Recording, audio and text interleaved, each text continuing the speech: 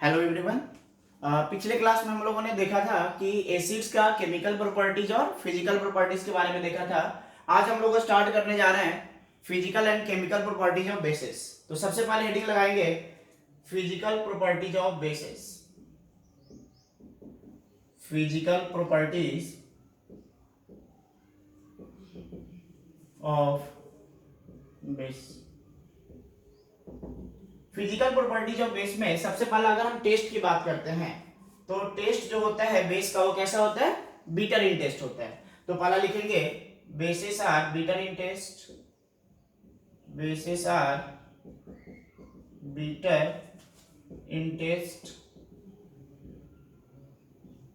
दूसरा, अगर हम लोग उसको हाथ पे ऐसे टच करें, इस तरीके से फिंगर के बीच में रब करें तो क्या होगा, वो सोपी टच उसका होता है स्किन के ऊपर। ठीक है, तो दूसरा जो फिजिकल प्रॉपर्टी है कि सोपी इन टच, बेसिस आर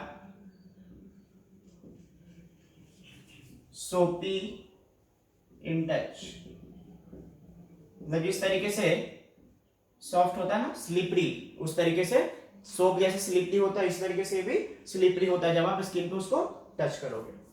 तीसरा होता है कि अगर इसका कोरोसिव नेचर देखें, जैसे हम लोगों ने देखा था कि एसिड क्या होता है, एसिड साथ कोरोसिव इन नेचर। अगर स्ट्रॉन्ग एसिड जो है हमारे ऊपर हाथ के ऊपर गिर जाए तो क्या होगा, ये जल सकता है, हार्म हो सकता है।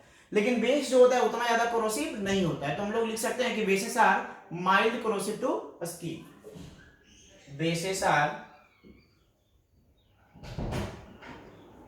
mild corrosive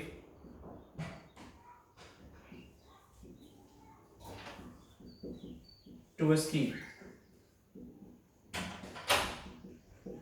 इसके अलावा नेक्स्ट अगर हम बात करते हैं इलेक्ट्रिकल कंडक्टिविटी का, तो जिस तरीके से इलेक्ट्रिकल कंडक्टिविटी में एसिड्स के बारे में हम लोगों ने देखा था कि एसिड्स जो होता है एक्वा सॉल्यूशन में गुड कंडक्टर ऑफ इलेक्ट्रिसिटी होता है, उसी तरीके से बेस भी हमारा क्या होगा, ये भी एक्वस फॉर्म में आयनाइज होगा, और आयनाइज होगा तो गुड कंडक्टर ऑफ इलेक्ट्रिसिटी होगा। तो लिखेंगे दे बेसिस, या डायरेक्ट लिख सकते हैं it conducts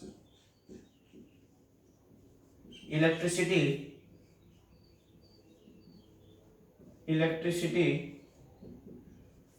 in aqueous medium. Aqueous medium में ये इलेक्ट्रिसिटी कंडक्ट करेगा। नेक्स्ट अगर हम बात करते हैं कि जो बेसिस होते हैं, अगर लिटमस, जैसे लास्ट क्लास में हम लोगों ने एक टेबल बनाया था कि जितने हमारे पास एसिड बेस इंडिकेटर है वो एसिड के प्रेजेंस में और बेस के प्रेजेंस में अलग अलग कलर शो करता है। ठीक है, तो जैसे हम लोगों ने लिटमस के बारे में देखा था, चाइना रोज के बारे में देखा था, फिनोल्फथालीन देखा था, मिथाइल ऑरेंज देखा था। तो अगर हम बात करते हैं बेस का, तो बताओ कि अगर रेड लिटमस डालते हैं बेस के अंदर तो कैसा कलर हो जाता है, वापस से ब्लू हो जाता है। तो ये भी हम लोग फिजिकल प्रॉपर्टीज के अंदर लिख सकते हैं कि it turns blue litmus solution into red, blue litmus solution into red, उसको ब्लू से रेड में कन्वर्ट कर देगा। कलर जो है लिटमस सॉल्यूशन का वो कैसा हो जाएगा, चेंज हो जाएगा। तो ये है हमारे पास physical properties of acids. Next हम लोग बात करेंगे केमिकल प्रॉपर्टीज ऑफ एसिड्स का। तो नेक्स्ट टॉपिक लिखेंगे, next heading chemical properties of basis.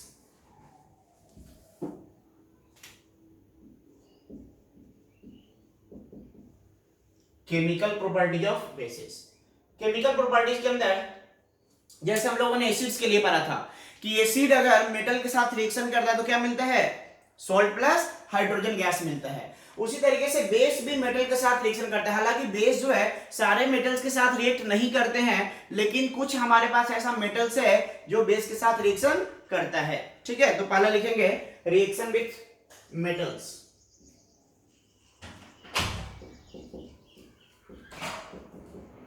Reaction with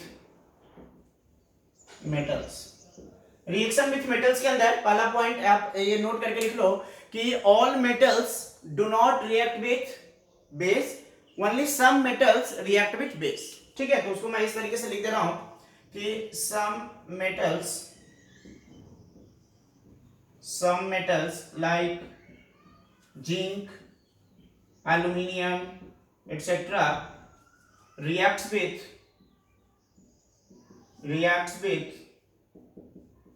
base. वो क्या होता है, बेस के साथ रिएक्ट करता है। बेस मतलब NaOH जो है उसके साथ ये मेटल्स जो है वो रिएक्ट करते हैं।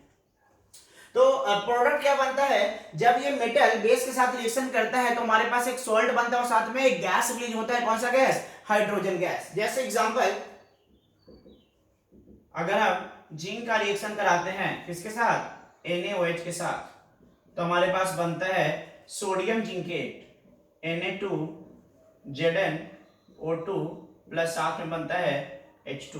बैलेंस कर लेंगे इसको, 2 और ऑक्सीजन हो गया 2 और हाइड्रोजन हो गया 2, सोडियम 2। बैलेंस हो गया रिएक्शन। देखो यहाँ पे इस जो कंपाउंड का नाम है, इसका नाम याद रखेंगे, इंपॉर्टेंट है, ये पूछता है बहुत बार क्वेश्चन। इसका नाम है सोडियम जिंकेट, सोडियम जिंकेट। और ये हमारे पास क्या है, हाइड्रोजन गैस के रूप में उड़ जाएगा ऊपर की तरफ। और ये है NaOH और जिंक, ये तो बताइए जिंक होता है, this is zinc, this is sodium hydroxide, sodium hydroxide. तो इस तरीके से जो ये मेटल है वो बेस के साथ रिएक्शन करके क्या दिया, सोडियम जिंकेट और साथ में हाइड्रोजन गैस रिलीज किया। इसके अलावा एल्यूमिनियम भी रिएक्ट करता है। जैसे aluminium plus NaOH plus water, साथ में वाटर भी होता है, एक्वस है, तो ये बन जाता है NaAlO2 प्लस H2। क्या नाम है इस कंपाउंड का, इस कंपाउंड का नाम है सोडियम एल्यूमिनेट, सोडियम एल्यूमिनेट। ठीक है, तो ये दोनों कंपाउंड का नाम याद रखेंगे। ये कंपाउंड है हमारे पास सोडियम जिंकेट और ये कंपाउंड है हमारे पास सोडियम एल्यूमिनेट, NaAlO2, नाम और इसका केमिकल फार्मूला, ये दो चीज याद रखेंगे। ठीक है, अब देखो इस रिएक्शन को बैलेंस कर लो, बैलेंस द रिएक्शन। तो ये हो जाएगा, सपोज इसको हम 2 कर दिए, 2 NaOH, एल्यूमिनियम भी 2 और ऑक्सीजन, इसको 2 करो, 4 2 6, तो यहाँ पे 3 H2 गैस के रूप में बाहर निकलेगा। चेक कर लो, बैलेंस है ये रिएक्शन। ठीक है, तो ये है हमारा पहला chemical property of base, that is reaction with metals. कि जो कुछ हमारे पास ऐसे मेटल्स होते हैं जो बेस के साथ रिएक्ट करते हैं और किस तरीके से प्रोडक्ट देते हैं, सॉल्ट और hydrogen gas. This is also a type of salt. ठीक है, मतलब एक तरीके का ऑक्साइड है, हम लोग बोल सकते हैं कि दिस इज ए कॉम्प्लेक्स। ठीक है ना, तो हमारे पास क्या कॉम्प्लेक्स मिला, एक सोडियम जिंकेट मिला Na2ZnO2 और साथ में मिला है सोडियम एल्यूमिनेट NaAlO2, एल्यूमिनियम के साथ और जिंक के साथ। अब देखो इस तरीके का मेटल जो एसिड के साथ रिएक्ट करता है और साथ में बेस के साथ रिएक्ट करता है। जैसे हमने देखा क्या कि जिंक जो है एसिड के साथ रिएक्शन करता है और जिंक बेस के साथ रिएक्शन कर रहा है। तो इस तरीके के मेटल को जो एसिड और बेस दोनों के साथ रिएक्शन करते हैं, उसे मेटल को हम लोग क्या बोलते हैं, वैसे मेटल को हम लोग बोलते हैं एम्फोटेरिक मेटल। समझ में आ रही बात, एम्फोटेरिक मतलब जो एसिड के साथ भी रिएक्शन करे और बेस के साथ भी रिएक्शन करे। तो नोट का एक पॉइंट लिख लेंगे,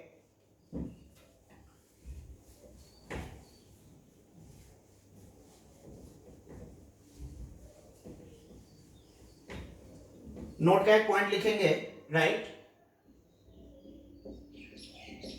metals which reacts with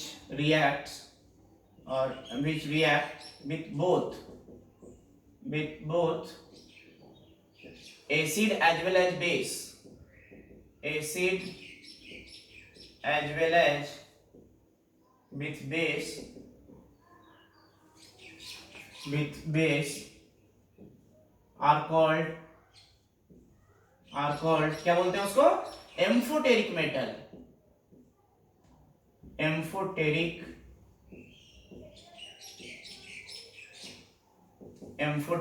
metals. ठीक है, मतलब वो ऐसा मेटल जो एसिड के साथ भी रिएक्ट करता हो और बेस के साथ भी रिएक्ट करता हो, उस तरीके के मेटल को हम लोग क्या बोलते हैं, एम्फोटेरिक मेटल। जैसे एग्जांपल हो गया आपका जिंक, एल्यूमिनियम एक्सेट्रा। तो इस तरीके के जो मेटल्स हैं वो क्या है, एम्फोटेरिक है। जैसे देखो जिंक जो है, अगर ये एसिड के साथ रिएक्शन किया HCl, HCl क्या है हमारे पास, एक एसिड है, तो एसिड के साथ रिएक्शन किया तो क्या बनाया, ये बना लिया ZnCl2 प्लस H2, गैस के रूप में बाहर हो जाएगा, 2HCl बैलेंस कर लिए। और साथ में जिंक जो है वो NaOH के साथ भी रिएक्शन करता है, NaOH क्या है हमारे पास, बेस, तो क्या बना लेगा, सोडियम जिंकेट Na2ZnO2 और साथ में बना लेगा H2। ठीक है, तो यहां पे क्या देख रहे हैं कि जिंक जो है वो एसिड के साथ भी रिएक्शन किया और जिंक बेस के साथ भी रिएक्शन किया, इसलिए जिंक हमारे पास क्या कैसा मेटल हो गया, जिंक हमारे पास कहलाएगा एम्फोटेरिक मेटल, मतलब वैसा मेटल जो एसिड और बेस दोनों के साथ रिएक्शन करे, इस तरीके के मेटल को हम लोग क्या बोलते हैं, एम्फोटेरिक मेटल। ओके, तो केमिकल प्रॉपर्टीज के अंदर पहला पॉइंट हम लोगों ने देखा कि बेस जो है कुछ मेटल के साथ भी रिएक्शन करता है और साथ में हाइड्रोजन गैस रिलीज करता है। दूसरा है reaction with non metallic oxide. Second one is chemical properties के अंदर reaction with non metallic oxide.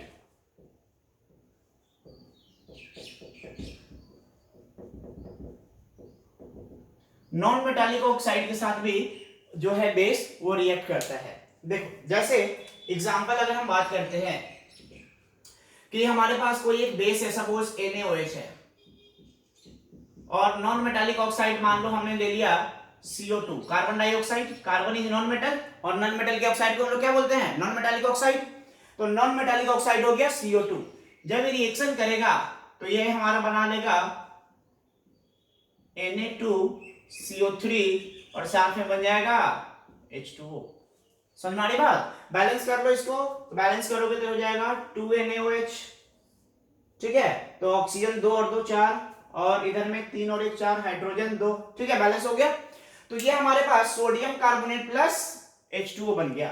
मतलब ये बेस जो है नॉन मेटालिक ऑक्साइड के साथ रिएक्शन करेगा तो क्या बना रहा है, सॉल्ट और वाटर बना रहा है। ये हमारा बन रहा है सॉल्ट और ये बन रहा है वाटर। ऐसा क्यों हुआ, सॉल्ट और वाटर कब बनता है, हम लोगों ने पिछले क्लास में देखा था कि एसिड अगर बेस के साथ रिएक्शन करता है तो क्या बनता है, सॉल्ट और वाटर बनता है। मतलब यहाँ पे जो नॉन मेटालिक ऑक्साइड है एक ऐसा बिहेव कर रहा है, अगर ये बेस है तो एक ऐसा बिहेव कर रहा है, एसिड की तरह बिहेव कर रहा है। ये देखो, ये हमारे पास क्या है, बेस, और ये क्या है, non metallic oxide, non metallic oxide.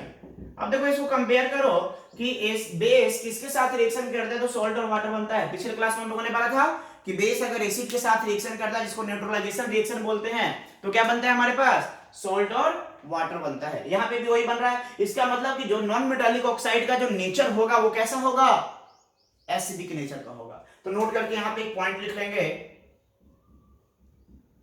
क्या लिखेंगे कि नॉन मेटालिक ऑक्साइड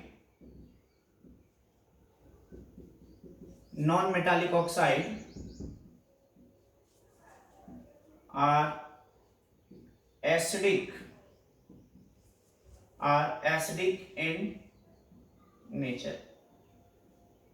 जो नॉन मेटालिक ऑक्साइड होते हैं वो कैसा होगा, एसिडिक नेचर का होगा। और जो मेटालिक ऑक्साइड होगा, metallic oxide basic in nature, ये कैसा होगा, बेस की तरह काम करेगा। मतलब हम लोग ऐसे बोल सकते हैं कि अगर नॉन मेटालिक ऑक्साइड को पानी में डाल दिया जाए तो हमें एसिड मिल जाएगा, और अगर मेटालिक ऑक्साइड को पानी में डाल दिया जाए तो हमें क्या मिल जाएगा, बेस मिल जाएगा। समझ में आ गई बात। मतलब जो नॉन मेटालिक ऑक्साइड होता है उसका नेचर कैसा है, एसिडिक नेचर। उसको अगर हम पानी में डालें तो एसिड बन जाएगा। जैसे मान लो कि हमारे पास CO2 गैस था, उसको पानी में डालेंगे क्या बन जाएगा, H2CO3 carbonic gas, carbonic acid बन जाएगा। उस तरीके से जो मेटालिक ऑक्साइड है, जैसे मान लो कि सोडियम ऑक्साइड है, उसको पानी में डालो क्या बन जाएगा, सोडियम हाइड्रोक्साइड। तो नॉन मेटालिक ऑक्साइड जो होता है वो एसिडिक नेचर का होता है और मेटालिक ऑक्साइड होता है बेसिक नेचर का होता है। जब नॉन मेटालिक ऑक्साइड को पानी में डिसॉल्व करा दोगे तो क्या बनेगा, एसिड। ठीक है, और जब मेटालिक ऑक्साइड को पानी में डिसॉल्व करा दोगे तो क्या बन जाएगा, बेस। क्लियर है। तो एक हमारे पास दूसरा पॉइंट केमिकल प्रॉपर्टीज के अंदर reaction with non metallic oxide. Third है हमारे पास अच्छा, इसमें एक और बहुत ही इंपॉर्टेंट रिएक्शन है जो बहुत बार क्वेश्चंस में आता है। जैसे एक और एग्जांपल लिख रहे हैं इसका हम, NaOH प्लस सॉरी NaOH नहीं, COH कैल्शियम हाइड्रोक्साइड, जिसको लाइम वाटर भी बोलते हैं, कैल्शियम हाइड्रोक्साइड प्लस CO2, तो ये क्या बनाता है, कैल्शियम कार्बोनेट CaCO3, ये प्रेसिपिटेट होता है, प्लस H2 प्लस H2। ठीक है, बैलेंस कर लेंगे इसको, देख लो, आई थिंक बैलेंस है ये रिएक्शन। ठीक है, अब देखो यहाँ पे ये जो हम डाउन वाला साइन जो दिया है ना, देखो यहाँ पे गैस वाला साइन ऊपर की तरफ था, ऊपर मतलब देखो गैस किधर जाता है, ऊपर की तरफ, और ये डाउन है, डाउन मतलब नीचे जाएगा, नीचे जाएगा मतलब सॉलिड के रूप में नीचे सॉल्यूशन में जाकर जम जाएगा। जैसे ग्लास में पानी लो, बालू डालो तो क्या होता है, बालू नीचे जाकर के जम जाता है, तो कहाँ जा रहा है वो, नीचे। तो जो नीचे जम जाता है उसी को हम लोग क्या बोलते हैं, प्रेसिपिटेट बोलते हैं, कि नीचे जाकर के सॉलिड जो जमा हो गया, जैसे बीकर में अगर रिएक्शन करा रहे हैं या टेस्ट ट्यूब में रिएक्शन करा रहे हैं, तो जो टेस्ट ट्यूब के नीचे जाकर के सॉलिड डिपोजिट हो जाता है उसको हम लोग क्या बोलते हैं, प्रेसिपिटेट। ठीक है, तो कुछ इसी तरीके से ये जम जाता है। अब देखो बोला जाता है कि जो लाइम वाटर है, ये है लाइम वाटर, ठीक है ना, इसको हम कैल्शियम हाइड्रोक्साइड को लाइम वाटर भी बोलते हैं। ठीक है, कैल्शियम हाइड्रोक्साइड, कैल्शियम हाइड्रोक्साइड, इसको हम लोग लाइम वाटर के नाम से भी जानते हैं, लाइम वाटर, या इसी को कहीं कहीं पे स्लेट लाइम भी लिखते हैं, स्लेट लाइम। ठीक है, तो तीनों नाम है इसका, कैल्शियम हाइड्रोक्साइड को लाइम वाटर भी बोलते हैं या फिर स्लेट लाइम भी बोलते हैं। तो कभी कभी क्वेश्चन आता है कि जब लाइम वाटर से कार्बन डाइऑक्साइड गैस पास कराते हैं तो लाइम वाटर का कलर कैसा हो जाता है, बताओ, मिल्की हो जाता है। तो मिल्की कलर होने का रीजन क्या है, यही कैल्शियम कार्बोनेट का फॉर्मेशन। तो इसके वजह से कैसा कलर हो जाता है, मिल्की कलर। कैसा हो जाएगा, दूधिया कलर का हो जाएगा, मिल्की कलर। किसमें, कैल्शियम हाइड्रोक्साइड लाइम वाटर में। तो क्वेश्चन आता है कभी कभी कि when carbon dioxide gas is passed through lime water it turns milky, why, because this reaction takes place. हम लोग लिखेंगे क्या कि when carbon dioxide gas is passed through lime water it turns milky due to formation of calcium carbonate which is milky in colour. इसी की वजह से क्या हो जाता है, लाइम वाटर का कलर कैसा हो जाता है, मिल्की हो जाता है। अच्छा, एक चीज और, जब वो मिल्की हो जाता है उसमें और अगर कार्बन डाइऑक्साइड पास कराओ, एक्सेस कार्बन डाइऑक्साइड पास कराओ, तो फिर से वो कलरलेस हो जाता है। ऐसा क्यों होता है, तो जब ये कैल्शियम कार्बोनेट जो बना है और साथ में वाटर है, इसमें अगर मान लेते हैं कि और अगर एक्स्ट्रा CO2 पास कराते हैं तो क्या हो जाता है, इसका कलर कलरलेस हो जाता है। क्यों, due to formation of calcium bicarbonate.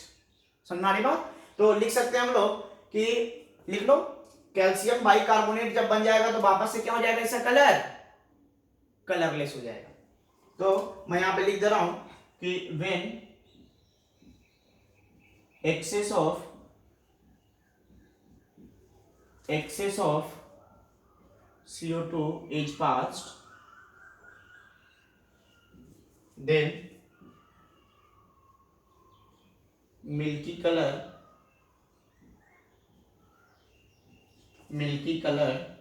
of lime water disappear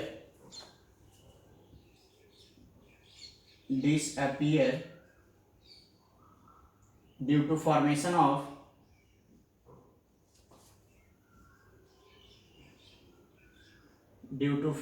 of calcium bicarbonate.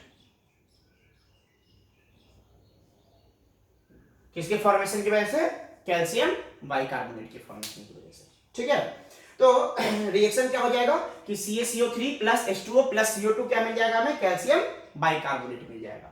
तो क्वेश्चन अगर आएगा कि अगर लाइम वाटर पास कराते हैं, सॉरी लाइम वाटर से अगर CO2 पास कराते हैं तो कलर कैसा हो जाएगा, मिल्की हो जाएगा। किसके वजह से, कैल्शियम कार्बोनेट की वजह से। और पूछा कि अगर एक्सेस CO2 पास कराते हैं तो क्या हो जाएगा, फिर से वो कलरलेस हो जाएगा। किसके वजह से, कैल्शियम बाइकार्बोनेट के फॉर्मेशन की वजह से। इस कंपाउंड का नाम क्या है, कैल्शियम बाइकार्बोनेट या फिर कैल्शियम हाइड्रोजन कार्बोनेट बोलते हैं, और इसका क्या नाम है, calcium carbonate.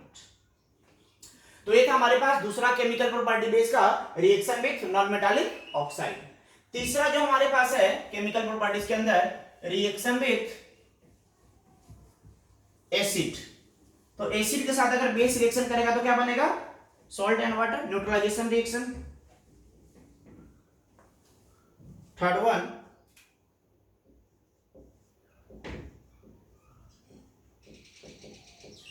Reaction with acid. तो एसिड के साथ अगर बेस रिएक्ट करेगा, बेस प्लस एसिड, क्या मिलेगा हमें? Salt plus water. ठीक है, जैसे एग्जांपल कोई भी एक बेस ले लो, जैसे मान लेते हैं हमने ले लिया कैल्शियम हाइड्रोक्साइड और एसिड ले लिया सपोज H2SO4, तो हमारे पास प्रोडक्ट क्या बनेगा? सॉल्ट बन जाएगा CaSO4 और साथ में बनेगा वाटर। ठीक है, रिएक्शन कर लो, इसको बैलेंस कर लो, तो ये क्या हो जाएगा? 2H2O। ठीक है, बेस प्लस एसिड, और इस रिएक्शन को हम लोग क्या बोलते हैं? इसी रिएक्शन को हम लोग बोलते हैं न्यूट्रलाइजेशन रिएक्शन। तो हम लोग लिख सकते हैं कि this reaction of acid with base is called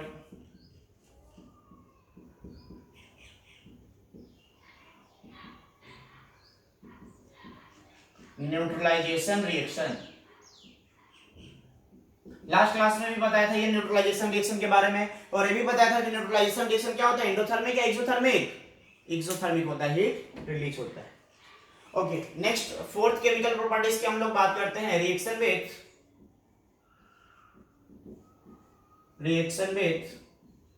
ammonium salt.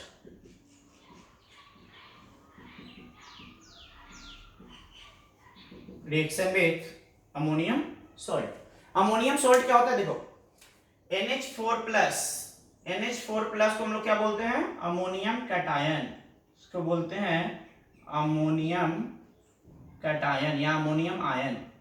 ठीक है, और इसके साथ अगर कोई नॉन मेटल लगा रहे, मतलब कोई निगेटिव वाला रेडिकल लगा रहे, पॉजिटिव रेडिकल हो गया ना, एक रेडिकल है ये NH4 प्लस अमोनियम कैटायन या अमोनियम रेडिकल, तो कैटायन लगा और साथ में अगर कोई एनायन लग जाए तो ये क्या कहलाएगा?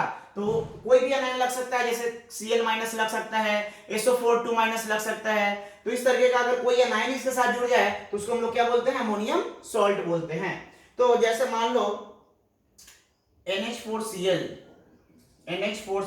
क्या नाम हो जाएगा इसका? यहाँ पे NH4 प्लस है और Cl माइनस है, तो क्या बन गया ये? अमोनियम क्लोराइड, जो कि क्या है? अमोनियम क्लोराइड, जो कि क्या है? ये अमोनियम सॉल्ट है। It is a type of ammonium salt. Ammonium salt. अब देखो, अमोनियम सॉल्ट अगर बेस के साथ रिएक्शन करता है तो एक गैस रिलीज करता है, और उस गैस का नाम क्या है? अमोनिया। अमोनिया का फॉर्मूला क्या होता है? NH3। तो अमोनिया का फॉर्मूला होता है NH3। अमोनिया, इस गैस को हम लोग क्या बोलते हैं? Ammonia, NH3। तो अब हम लोग पढ़ने जा रहे हैं कि रिएक्शन विथ अमोनियम सॉल्ट। तो जब भी कोई बेस अमोनियम सॉल्ट के साथ रिएक्शन करता है तो हमारे पास बनता है सॉल्ट प्लस वाटर, और साथ में एक गैस रिलीज होता है जिसको हम लोग क्या बोलते हैं? Ammonia, NH3। तो हम लोग क्या लिखेंगे कि बेस प्लस अमोनियम सॉल्ट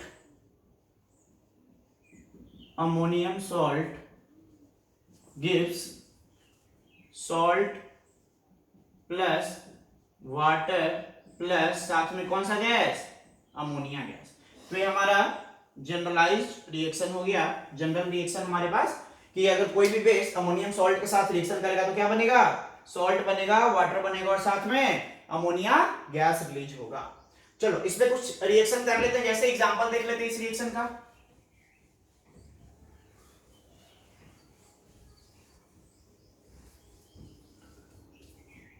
सिर्फ एग्जांपल, जैसे मान लो कि हमारे पास बेस ले लिए NaOH एक बेस है, और साथ में ले लिए एक अमोनियम सॉल्ट जैसे मान लो NH4Cl ही ले लिए, अमोनियम क्लोराइड बोलते हैं इसको। अब यहाँ पे जब रिएक्शन होगा तो क्या बनेगा? सॉल्ट बनेगा कौन सा? NaCl, और साथ में बनेगा H2O, और साथ में एक गैस बनेगा जिसका नाम क्या है? NH3 ammonia. तो ये हमारा हो गया बेस ये हो गया ammonium chloride, that is ammonium salt, ammonium salt, ये हमारा क्या बन गया, सॉल्ट बन गया, साथ में ये वाटर, और ये क्या बन गया, अमोनिया। तो हर केस में क्या बनेगा आपका, अमोनिया का फॉर्मेशन होगा। एक बार चेक कर लो रिएक्शन बैलेंस है या नहीं है। 4 हाइड्रोजन और एक 5 हाइड्रोजन, बैलेंस है ये रिएक्शन, ठीक है। तो इस तरीके से कोई भी बेस अगर अमोनियम सॉल्ट के साथ रिएक्शन करेगा तो क्या बनेगा, salt plus water plus ammonia gas, ये गैस के रूप में बाहर निकलेगा। क्लियर है। तो ये था हमारे पास केमिकल प्रॉपर्टीज ऑफ बेस। तो हम लोगों ने फिजिकल प्रॉपर्टीज ऑफ बेस देख लिया और केमिकल प्रॉपर्टीज ऑफ बेस भी कवर कर लिया। अब हम लोग पढ़ने जा रहे हैं सॉल्ट्स के बारे में, तो हेडिंग लगाएंगे। अच्छा, सॉल्ट पढ़ने से पहले एक चीज और बता दें कि जब हम लोगों ने सेकेंड लेक्चर में जो पढ़ा था पीएच के बारे में, और पीएच का कैलकुलेशन देखा था, किस तरीके से हम लोग पीएच कैलकुलेट करते हैं, और पीएच का क्या मतलब होता है कि अगर 7 से पीएच कम है तो सॉल्यूशन कैसा होगा, एसिडिक होगा, और अगर 7 से ज्यादा है तो कैसा होगा, बेसिक होगा। तो वो हम लोगों ने ऑलरेडी पढ़ रखा है कि किस तरीके से हम लोग पीएच कैलकुलेट करते हैं। तो अगर हम बात करें यहाँ पे कि उसका इंपॉर्टेंस क्या है, जो हम लोग पीएच कैलकुलेट किए थे उसका हमारा एवरीडे लाइफ में क्या इंपॉर्टेंस है, क्यों हम आखिर पीएच कैलकुलेट किए, पीएच कैलकुलेट करने से हमारा क्या फायदा है, उसको हम लोग कैसे इंप्लीमेंट करेंगे डे टू डे लाइफ में। तो हेडिंग लगाएंगे उसके लिए, importance of pH, importance of pH in everyday life. ठीक है, मतलब हमारा दैनिक जीवन जो है उसमें पीएच का क्या योगदान है, क्या महत्व है, तो वो हम लोग पढ़ने जा रहे हैं। तो देखो ऑलरेडी हम लोगों ने पढ़ रखा है कि पीएच क्या होते हैं। पीएच का मतलब क्या है, पावर ऑफ हाइड्रोजन या पोटेंज ऑफ हाइड्रोजन, इसको हम लोग बोलते हैं पावर ऑफ हाइड्रोजन। और इसका निकालने का फॉर्मूला भी हम लोगों ने पढ़ा था, पावर ऑफ हाइड्रोजन निकालने का पीएच का फॉर्मूला क्या पढ़ा था, pH equals to minus log of H plus concentration. और हम लोगों ने देखा था कि हम लोग लॉग कैसे कैलकुलेट करते हैं, H प्लस कंसेंट्रेशन कैसे कैलकुलेट करते हैं, ये सब ऑलरेडी हम लोगों ने कैलकुलेशन ऑफ पीएच में कर रखा है। अब देखो पीएच स्केल के बारे में भी हम लोगों ने पढ़ा था, पीएच स्केल। पीएच स्केल क्या होता है कि एक स्केल है जिसमें रीडिंग कहां से कहां तक होता है, 0 से लेकर 14 तक होता है, जहां पे 7 बीच में आएगा, और ये जो हमारा कहलाएगा ये होता है एसिडिक। 0 से 7 तक क्या कहलाता है, एसिडिक। 7 से ऊपर बेसिक या फिर अल्कलाइन, और 7 पे क्या कहलाता है, न्यूट्रल। ठीक है, तो ये हमारा पीएच स्केल होता है 0 से 14 तक। तो ये सारा चीज ऑलरेडी हम लोगों ने पीएच कैलकुलेशन वाले टॉपिक में पढ़ रखा है। आज हम लोग करने जा रहे हैं कि importance of pH in everyday life. Everyday life में पीएच का इंपॉर्टेंस क्या है। तो पहला इंपॉर्टेंस कि जो और लिविंग ऑर्गेनिज्म है या फिर जो हमारा बॉडी है वो एक पार्टिकुलर पीएच रेंज में काम करता है। जैसे हमारा बॉडी जो है वो हल्का सा एल्कलाइन मीडियम में काम करता है, जैसे 7 से 7.6 7.8 तक जो है हमारा बॉडी कंफर्टेबल होता है। ठीक है, तो पहला इंपॉर्टेंस है कि all living organism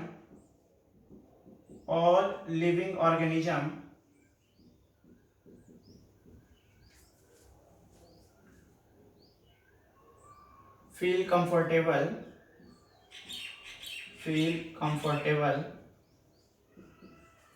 only in certain range of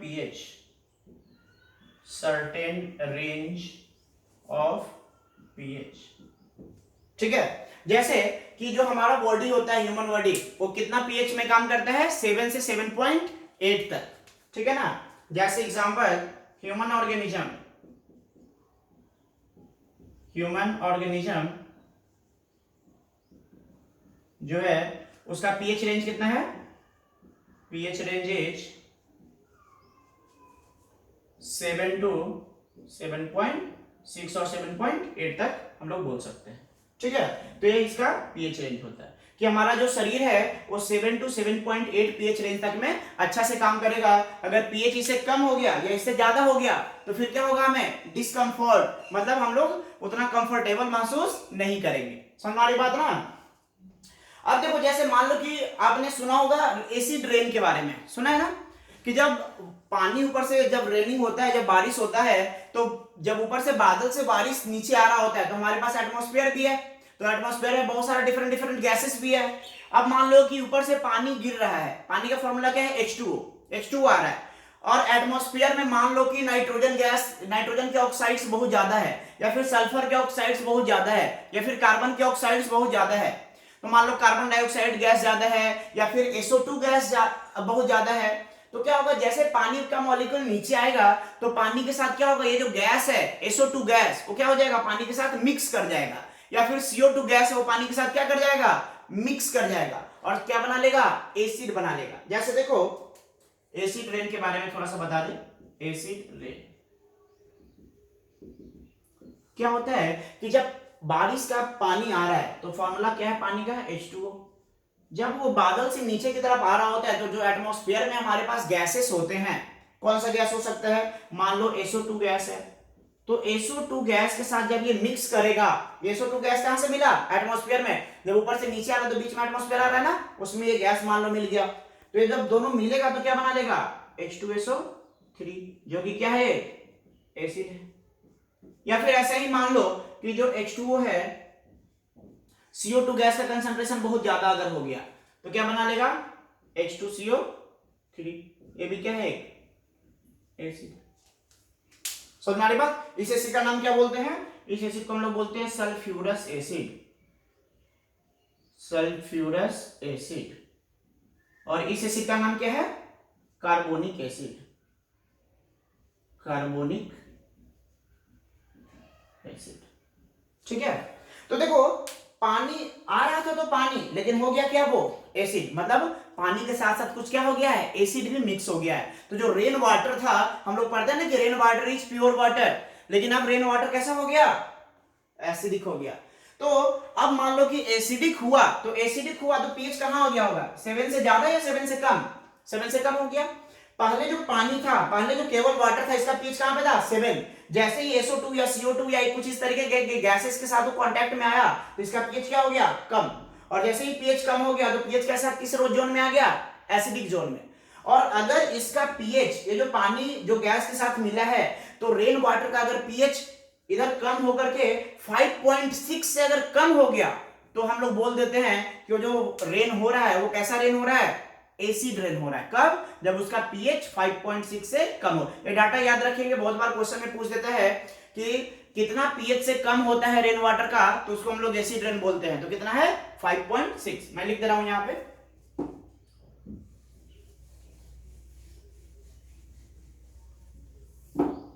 if pH of rainwater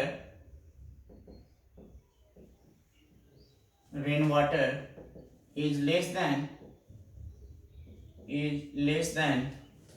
5.6, it is called as acid rain। क्या बोलते हैं उसको, एसिड रेन। क्लियर है। अब ये तो समझ में आ रहा होगा कि एसिड कहां से बन रहा है, ऊपर से तो पानी आ रहा था लेकिन बीच में एसिड कैसे बन गया, तो एसिड ये सब पॉल्यूटेंट्स की वजह से बना। ये सब जो गैसेस हुए ना एटमॉस्फेयर के अंदर, उसके साथ पानी कांटेक्ट में आकर के एसिड बन गया, जिसके वजह से पीएच क्या हो गया, 7 से कम हो गया। और अगर ये पीएच कहीं 5.6 से भी कम हो जाए तो बहुत ज्यादा एसिडिक हो जाएगा, और उसको हम लोग क्या बोल देते हैं, एसिड रेन। अब देखो क्या होगा कि जैसे ही जो ऊपर से बारिश हुआ तो एसिड रेन हुआ, मतलब पानी के साथ साथ उसके अंदर एसिड का भी मात्रा है। जब वो वापस से वाटर बॉडीज में मिलेगा, जैसे मान लो कि तालाब में गया या फिर नदी में गया, तो तालाब का पानी और नदी का पानी भी कैसा हो जाएगा, थोड़ा एसिडिक हो जाएगा। तो उसके अंदर जो लिविंग ऑर्गेनिज्म रह रहे होंगे, जो एक्वेटिक प्लांट और एक्वेटिक एनिमल रह रहे होंगे, उसके लिए फिर क्या हो जाएगा, दिक्कत होने लगेगा, उसको अपने लाइफ जीने में डिस्टर्बेंस आने लगेगा। क्यों, क्योंकि उसका भी बॉडी क्या है, एक सर्टेन पीएच रेंज में काम करता है। अगर पीएच बहुत ज्यादा कम कर दोगे तो फिर वो सर्वाइव नहीं कर पाएगा, क्या हो जाता है, वो फिर मरने लग जाता है। इसलिए रेन वाटर जब होता है तो एक्वेटिक लाइफ को, मतलब एक्वेटिक प्लांट और एक्वेटिक एनिमल उससे बहुत ज्यादा अफेक्टेड होते हैं, और बहुत सारे एक्वेटिक एनिमल और एक्वेटिक प्लांट क्या हो जाते हैं, मरने लग जाते हैं अगर बहुत ज्यादा एसिड रेन होता है तो। क्यों? क्योंकि अगर एसिड पीएच बहुत कम हो गया तो उतना कम पीएच में वो सर्वाइव नहीं कर पाते हैं। इसलिए जो लिविंग ऑर्गेनिज्म होता है वो केवल एक सर्टेन पीएच रेंज में ही कंफर्टेबल फील करता है। ठीक है, तो पहला इंपॉर्टेंस तो ये है। दूसरा इंपॉर्टेंस जो है, जैसे मान लो कि जो खेती होता है, ठीक है ना, मिट्टी में जो खेती होता है, तो कभी कभी सुनते हो कि फसल अच्छा नहीं हो रहा है। तो फसल अच्छा नहीं होने के कारण क्या होता है कि हो सकता है कि मिट्टी का जो पीएच है, मतलब मान लो कि किसी एक पार्टिकुलर फसल के लिए एक पार्टिकुलर पीएच रेंज चाहिए होता है, इतना पीएच होना चाहिए तो ये फसल आपका उगेगा। जैसे सुनते हो ना कि सारी मिट्टी में जो है सारा फसल नहीं उगता है, जैसे कपास है तो उसके लिए काली मिट्टी बहुत अच्छा माना जाता है, तो उसी तरीके से पीएच भी अलग अलग फसल के लिए एक डिफिनिट होना चाहिए। अब मान लो कि जैसे मान लो कि पीएच 7 चाहिए था, ठीक है, मान लो धान उगा रहे हैं, धान उगाने के लिए मिट्टी का पीएच कितना चाहिए, 7 चाहिए। अब मान लो कि पीएच हो गया वो 9, तो पीएच 9 हो गया तो कैसा हो गया, वो अल्कलाइन हो गया। अब हमें चाहिए था तो पीएच 7, तो क्या करना पड़ेगा, उसमें मिट्टी में हम लोग क्या मिलाते, फिर कुछ एसिड मिलाएंगे, तो एसिड मिलाएंगे तो क्या हो जाएगा, न्यूट्रलाइज करके पीएच को नीचे ले आएगा, तो हमारा न्यूट्रलाइज हो जाएगा। तो दूसरा जो है pH of soil for crops, मतलब कि अगर मिट्टी बहुत ज्यादा अल्कलाइन हो जाए तो मिट्टी में हम लोग क्या मिलाएंगे, बेस मिलाएंगे। क्यों? उसको न्यूट्रलाइज करने के लिए। या फिर अगर मिट्टी बहुत ज्यादा एसिडिक हो जाए तो उसमें क्या मिलाएंगे, बेस मिलाएंगे। क्यों? न्यूट्रलाइज करने के लिए। तो इसके अंदर हम लोग लिख सकते हैं if soil is or soil become more acidic, soil become more acidic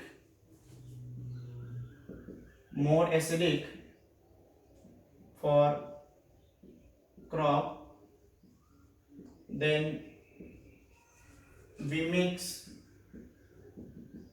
some base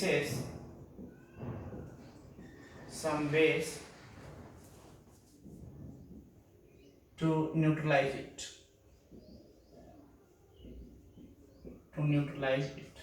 and vice versa.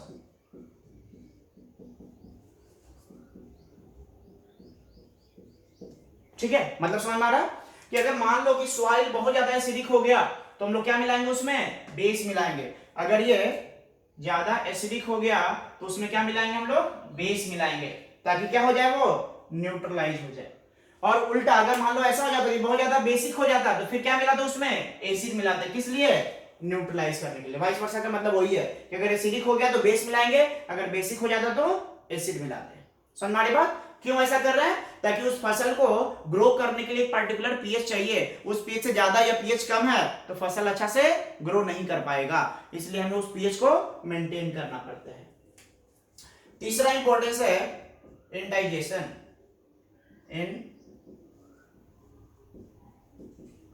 digestion of food in our stomach.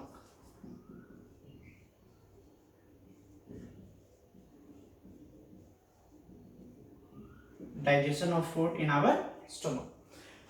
अब देखो क्या होता है कि जब हम लोग खाना खाते हैं तो हमारे स्टमक में जो फूड का डाइजेशन होता है तो हमारा जो स्टमक है वो एक एसिड प्रोड्यूस करता है। कौन सा एसिड प्रोड्यूस करता है?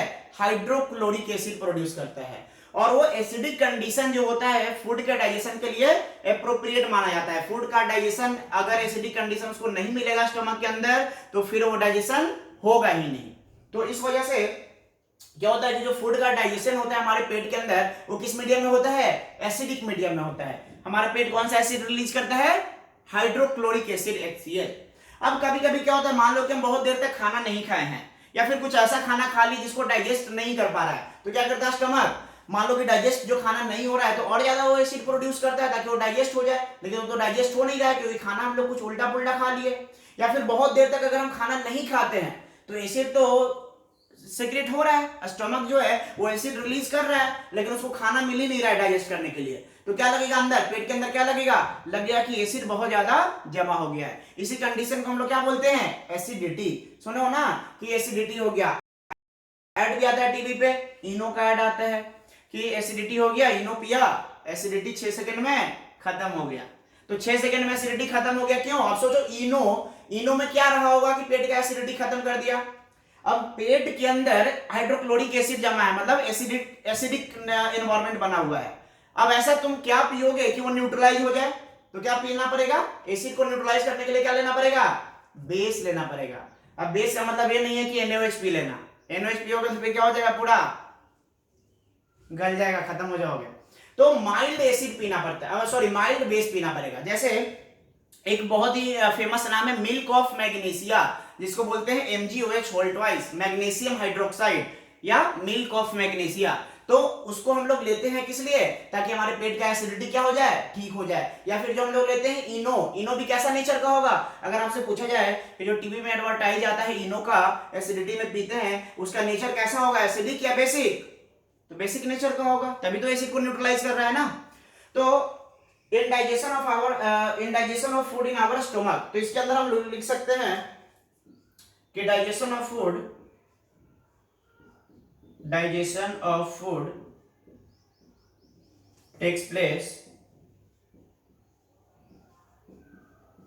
takes place in acidic medium in our stomach।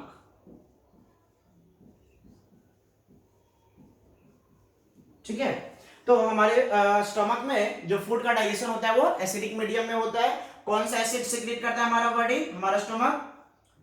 HCl, hydrochloric acid is secreted by our stomach. अब क्वेश्चन यहाँ पे आता है कि सर HCl तो बहुत स्ट्रॉन्ग एसिड है, और अगर हमारे पेट में हाइड्रोक्लोरिक एसिड है तो फिर पेट में छेद हो जाना चाहिए था। हाइड्रोक्लोरिक एसिड तो कोरोसिव नेचर का होता है। तो ऐसा नहीं है, क्या होता है कि पेट का जो स्टमक का जो अंदर वाला एक लेयर होता है, वहां पे एक म्यूकस का एक लेयर पाया जाता है। ठीक है, वो जो लेयर होता है उस पे एसिड का कोई काम, वो उस पे कोई इफेक्ट नहीं कर पाता है, इसलिए जो हमारा पेट है वो क्या हो जाता है, नहीं गलता है। समझ में आ रही बात ना? पेट में छेद नहीं होता है। क्यों नहीं होता है? क्योंकि स्टमक के अंदर वाला जो लेयर है उस पे एक म्यूकस का लेयर होता है जो कि HCl से रेसिस्टेंट होता है, मतलब HCl उस पे कोई काम नहीं कर पाता है, HCl उस पे कोई इफेक्ट नहीं कर पाता है। ठीक है, तो अगर आपसे क्वेश्चन पूछा जाए कि HCl अगर सीक्रेट होता है हमारा बॉडी से, तो फिर हमारा जो स्टमक है वो फिर क्यों नहीं डाइजेस्ट गल जाता है? क्यों नहीं गलता है? क्योंकि स्टमक के अंदर एक म्यूकस का लेयर होता है जिसके ऊपर HCl का कोई इफेक्ट नहीं होता है, और इस तरीके से हमारे स्टमक को क्या कर लेता है, बचा लेता है HCl से। तो HCl is secreted by our stomach. अब मान लो कि बहुत देर तक खाना नहीं खा रहा है, बहुत देर तक खाना नहीं खाए हैं, तो HCl तो हमारे पेट में सीक्रेट हो रहा है, तो क्या हो जाएगा, बहुत ज्यादा HCl सीक्रेट हो जाएगा। और जब बहुत ज्यादा HCl पेट में सीक्रेट हो जाता है तो उसी कंडीशन को हम लोग क्या बोलते हैं, एसिडिटी। तो इसको भी लिख सकते हैं कि when excessive amount of HCl is secreted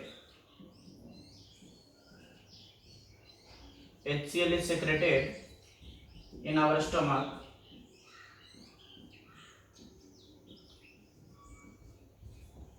this condition is called as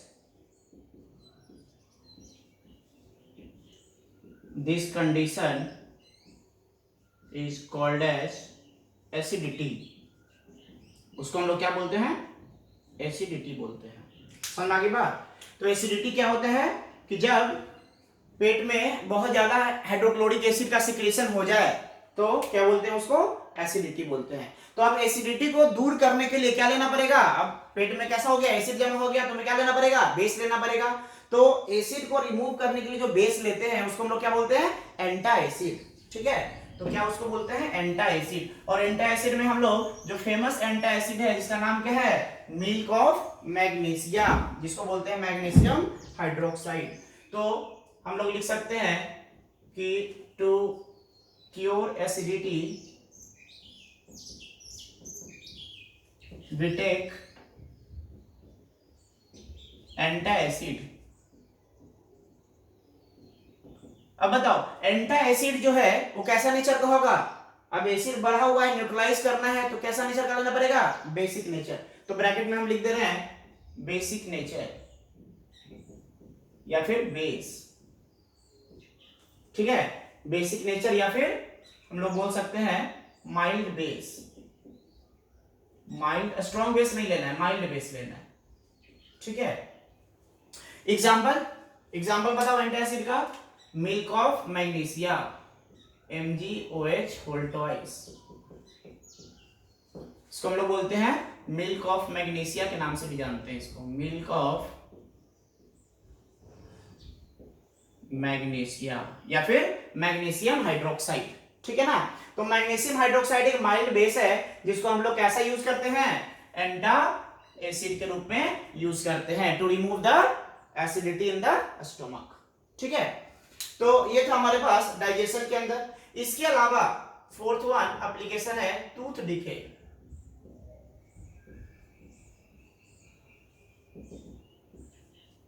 tooth decay एक चीज देखे हो कि जो बच्चा लोग मतलब जो चाइल्ड होता है बचपन में बहुत ज्यादा चॉकलेट का शौकीन होता है, चॉकलेट वो लोग बहुत खाता है। अब चॉकलेट खाया, अब ब्रश व्रश तो करता नहीं है। अब ऐसा नहीं कि चॉकलेट खाएगा तो हर बार ब्रश करेगा, चॉकलेट खाया सो गया तो देखते हो बच्चा लोग का दांत होता है बहुत जल्दी सड़ जाता है। ठीक है, तो रीजन क्या है टूथ डिके का? अब देखो जो हमारा टूथ है, जो दांत है, वो सबसे हार्डेस्ट सब्सटेंस, जो हमारे बॉडी में सबसे हार्डेस्ट सब्सटेंस है, क्या बोलते हैं उसको? इनेमल। तो इनेमल से मिलकर बना हुआ है और इनेमल जो है हमारे बॉडी का सबसे हार्डेस्ट सब्सटेंस है, लेकिन फिर भी वो डिके कर जाता है। समझ में आ रही बात? स्किन और बोन तो फिर भी, स्किन तो बहुत सॉफ्ट होता है ना, बोन थोड़ा स्ट्रॉन्ग है, टूथ है जो उससे भी स्ट्रॉन्गेस्ट सब्सटेंस से बना हुआ है जिसको बोलते हैं इनेमल। तो इनेमल से बना हुआ है लेकिन फिर भी वो क्या हो जाता है? सड़ जाता है, डिके हो जाता है। क्यों डिके हो जाता है? रीजन क्या है कि अगर हमारे माउथ का पीएच 5.5 से कम हो जाए तो इनेमल का जो डीके है वो स्टार्ट हो जाता है, मतलब टूथ डीके स्टार्ट हो जाता है। तो हम लोग लिख सकते हैं कि if pH of mouth become less than 5.5, कितना से? 5.5 से, then tooth decay start।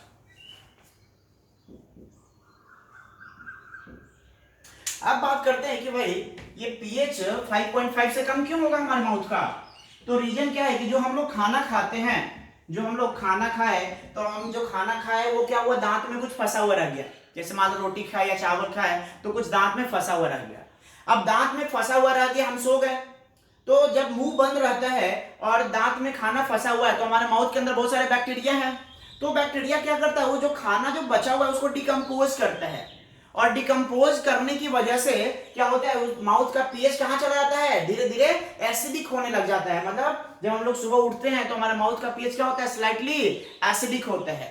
तो इसलिए हम लोग क्या करते हैं? ब्रश करते हैं ना, तो ब्रश में क्या करते हैं? पेस्ट लगाते हैं। अब बताओ पेस्ट का नेचर कैसा होना चाहिए? एसिडिक होना चाहिए या बेसिक होना चाहिए? बेसिक होना चाहिए, क्योंकि जब सुबह सुबह हम लोग उठे तो जो खाना फंस गया था दांत में, बैक्टीरिया उसको डिकम्पोज करके कैसा बना दिया है? पीएच एसिडिक बना दिया है। अब एसिडिक बना दिया तो उसको न्यूट्रलाइज करना पड़ेगा, नहीं तो हमारा दांत सड़ जाएगा। तो उसको बचाने के लिए हम लोग क्या करते हैं? टूथपेस्ट यूज करते हैं। तो टूथपेस्ट कैसा नेचर का होता है? बेसिक नेचर का होता है। समझना आगे बात? तो टूथ डीके बचाने के लिए हमें बेसिक चीज से कुछ ब्रश करना पड़ता है, जैसे हम लोग पेस्ट से ब्रश करते हैं। इसके अलावा बहुत सारा एनिमल्स में सेल्फ डिफेंस के रूप में भी ये काम करता है। Self defence for animals and plants also। Self defence for animals and plants. ठीक है, जैसे मान लो कि चींटी है, तो चींटी को अगर मारने जाओ या पकड़ने जाओ तो काट लेता है। ठीक है, तो काटता है इसका मतलब क्या है कि उसके अंदर एसिड है। ठीक है ना। तो एसिड क्या करता है, अपने आप को सेल्फ डिफेंस करने के लिए, बचाने के लिए वो क्या करता है, दूसरे में एसिड इंजेक्ट कर देता है ताकि उसको दर्द होगा तो उसको छोड़ देगा। समझ में आ रही बात। जैसे मान लो हनी बी है, तो हनी बी भी काटता है, क्यों काटता है, अपने सुरक्षा के लिए, सेल्फ डिफेंस के लिए। उसी तरीके से एक प्लांट होता है जिसका नाम है nettle, nettle leaves, NETTLE, nettle leaves. Nettle leaves जो होता है एक प्लांट है, प्लांट का एक लीफ है नेटल लीफ। तो नेटल लीव्स जो है एक वाइल्ड प्लांट है, तो इसमें स्पाइक्स होता है, जैसे जो पत्ता होता है ना, पत्ता के साइड में थोड़ा सा स्पाइक, कांटेदार होता है। तो जब आप उसके बगल से गुजरोगे तो हो सकता है कि वो आपसे चुभ जाए, तो जैसे ही चुभेगा तो बहुत दर्द होता है वो, क्यों, क्योंकि उसके अंदर कौन सा एसिड पाया जाता है, इसके अंदर पाया जाता है मिथेनोइक एसिड, मिथेनोइक एसिड। इसके अंदर मिथेनोइक एसिड पाया जाता है, जो क्या होता है, जैसे ही हमारे अंदर, शरीर के अंदर चुभेगा तो वहां पे वो इंजेक्ट हो जाता है मिथेनोइक एसिड, और मिथेनोइक एसिड की वजह से क्या होने लगता है, वो वहां पे दर्द होने लगता है। अब बताओ, यहाँ पे शरीर के अंदर एसिड गया हुआ है और हमें लहर रहा है, दर्द हो रहा है, तो क्या करना पड़ेगा, न्यूट्रलाइज करने के लिए बेस लगाना पड़ेगा। तो वहीं पे बिल्कुल जहां पे नेटल लीव्स मिलता है ना, उसी के आसपास में कहीं आप देखोगे तो एक और प्लांट होता है जिसको बोलते हैं dog plant, DOCK, dog plant. Dog plant का जो लीफ होता है ना, एक ऐसा नेचर का होता है, बेसिक नेचर का होता है। तो बेसिक नेचर का होता है, अगर इसका लीफ को तोड़ करके अगर हम रब कर ले तो क्या हो जाएगा, वहां पे हमें राहत मिल जाएगा। जैसे मान लो हनी, मधुमक्खी आपको काट लेता है यहाँ पे, तो मधुमक्खी जैसे ही काटा, मधुमक्खी के अंदर भी क्या होता है, मिथेनोइक एसिड होता है, तो मिथेनोइक एसिड इंजेक्ट कर दिया। अब आपको क्या करना पड़ेगा, वहां पे एसिड अगर जमा हो गया तो उसको न्यूट्रलाइज करना पड़ेगा। तो न्यूट्रलाइज करने के लिए क्या करोगे आप, बेस कुछ ना कुछ रब करोगे। तो बेस में आप टूथपेस्ट यूज कर सकते हो, सोप यूज कर सकते हो, ठीक है। तो आपको जब भी आपसे कभी अगर मान लेते हैं आपको या किसी को अगर हनी भी काट लेता है, मतलब मधुमक्खी काट लेता है, तो वहां पे आप पेस्ट लगाइए या फिर सोप लगाइए तो आपको राहत मिलेगा। समझ में आ रही बात, मतलब कोई भी ऐसा सोल्यूशन लगाइए जो बेसिक नेचर का हो। तो ये हमारा कि डे टू डे लाइफ में पीएच का क्या इंपॉर्टेंस है वो हम लोगों ने देखा। क्लियर है। तो आज हम लोग यहीं पे स्टॉप करेंगे। एसिड और बेस के बारे में हम लोगों ने पढ़ लिया, पीएच के बारे में पढ़ लिया, पीएच का इंपॉर्टेंस क्या है डे टू डे लाइफ में उसके बारे में पढ़ लिया। नेक्स्ट क्लास में हम लोग सॉल्ट्स के बारे में पढ़ेंगे और ये चैप्टर जो है एसिड बेस एंड सॉल्ट हमारा नेक्स्ट लेक्चर में कंप्लीट हो जाएगा। ठीक है, आज यहीं पे स्टॉप करते हैं। Okay, thank you.